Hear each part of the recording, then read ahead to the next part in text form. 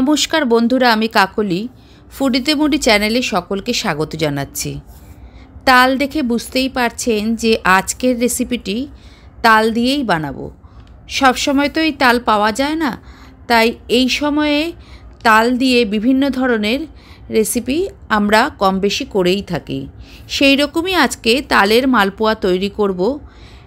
এই মালপোয়া এত সুস্বাদু হয় যে বাড়িতে ছোট থেকে বড় সকলেই টপাটপ বেশ কয়েকটা খেয়ে নেবে। তাহলে চলুন কিভাবে তালের মালপোয়া বানাচ্ছি সেটা আপনাদেরকে করে দেখাই। আর ভিডিওটি দেখতে দেখতে যে সমস্ত বন্ধুরা এখনও আমার চ্যানেলটিকে সাবস্ক্রাইব করেননি তারা চ্যানেলটিকে সাবস্ক্রাইব করে পুরো ভিডিওতে আমার সঙ্গে থাকবেন। তাল ভালো করে জলে ধুয়ে প্রথমে খোসাগুলোকে ছাড়িয়ে নেব। এই তালের ভিতরে যে আটিগুলো থাকে সেই আটিগুলোকে এভাবে আলাদা করে নিয়েছি। তারপরে এই আটিগুলোকে একটা গ্রেটারের সাহায্যে এরকম হালকা জল দিয়ে দিয়ে ঘষে নেব। বেশি জল ব্যবহার করব না, তালের থেকে যে পাল্পটা বেরোবে সেটা কিন্তু পাতলা হয়ে যাবে। আর এই রকম যদি একটা এরকম গ্রেটার বা ঝুড়ি এই ধরনের জিনিসে যদি ঘষে ঘষে নেওয়া যায় তাহলে কিন্তু যে আঁশটা থাকে সেই আঁশটা একবারেই ছাঁকা হয়ে যাবে, আঁশটা আর পাল্পের মধ্যে পড়বে না।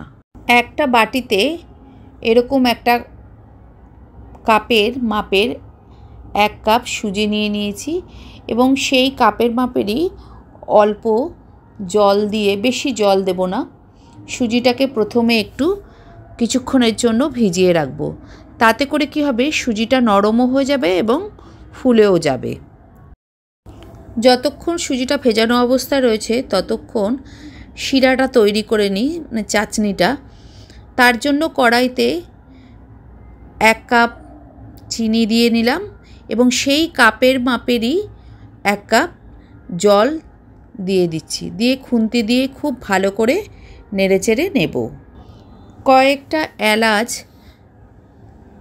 থেতো করে এই শিরার মধ্যে দিয়ে দিচ্ছি। শিরাটা কিন্তু খুব ঘন করব না, হালকা পাতলা পাতলা তৈরি করব। শিরাটা মোটামুটি তৈরি হয়ে এসেছে, চিনিটা পুরো গলে গেছে এবং চিনিটা গলে গিয়ে কালারটাও কিন্তু অনেকটা চেঞ্জ হয়ে গেছে। আর এরকম হালকা পাতলা পাতলাই শিরাটা তৈরি করব। এদিকে সুজি বেশ নরম হয়ে গেছে জলে ভিজে।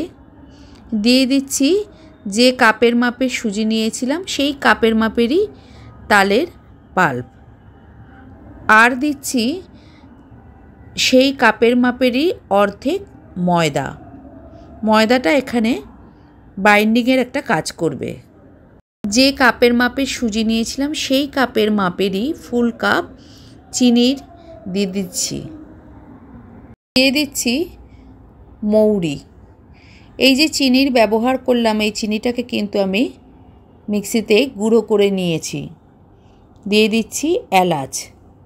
তালের বাটি ধোয়া জল এবং সামান্য প্লেন জল দিয়ে সমস্ত উপকরণগুলোকে ভালো করে মেখে নেব।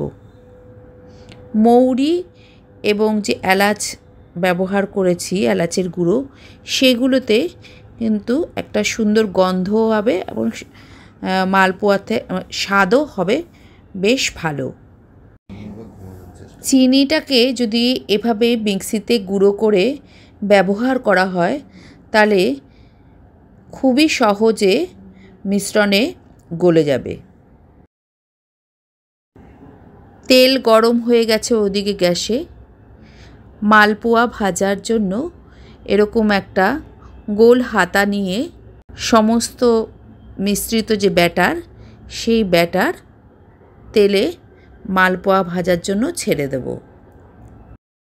দেখুন ভাজতে ভাজতে মালপোয়া কীরকম ভেসে উঠেছে। এবার মালপোয়াটাকে উল্টে দিচ্ছি। যেহেতু জায়গা আছে তাই আরও একটা মালপোয়া ছেড়ে দিচ্ছি। আর গ্যাসের ফ্লেম একটু মিডিয়াম টু হাইয়ের দিকে রেখে যদি ভাজা যায় তাহলে কিন্তু ভাজাটা বেশ ভালো হবে।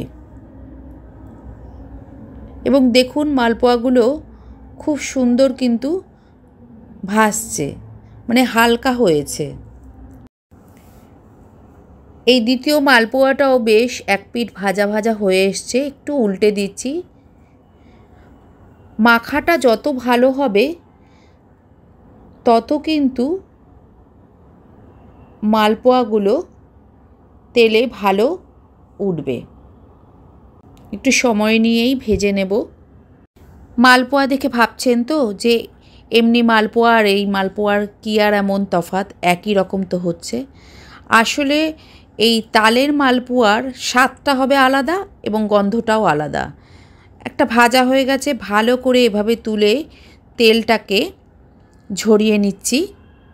তারপরে মালপোয়াটাকে শিরার মধ্যে চুবিয়ে দেব।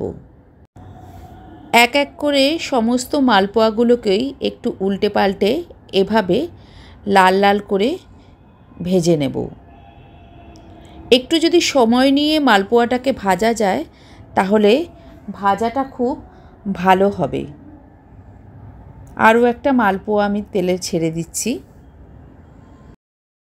ভাজা মালপোয়াগুলোকে এক এক করে এভাবে শিরার মধ্যে কিছুক্ষণ ভিজিয়ে রাখব।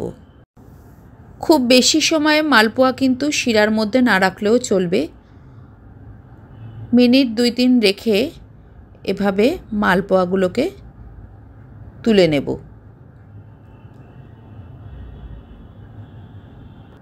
দেখতেই পাচ্ছেন বেশ ভালো মালপোয়াগুলো রসে ভিজে গেছে। বাকি মালপোয়াগুলোকেও একইভাবে তৈরি করে নেব। তৈরি হয়ে গেছে আমাদের গরম গরম তালের মালপোয়া। আপনারাও বাড়িতে এরকমভাবে তৈরি করে সকলকে খাওয়ান। যদি ভিডিওটি ভালো লাগে তাহলে চ্যানেলটিকে সাবস্ক্রাইব করে লাইক এবং শেয়ার করে দেবেন। পাশের বেল আইকন প্রেস করে দেবেন যাতে করে নতুন কোনো ভিডিওর নোটিফিকেশন আপনাদের কাছে পৌঁছে যায়। দেখা হবে নতুন কোনো ভিডিওতে নতুন কোনো রেসিপির সঙ্গে। ভালো থাকবেন, সুস্থ থাকবেন, আনন্দে থাকবেন। অবশ্যই আমার সঙ্গে থাকবেন। ধন্যবাদ।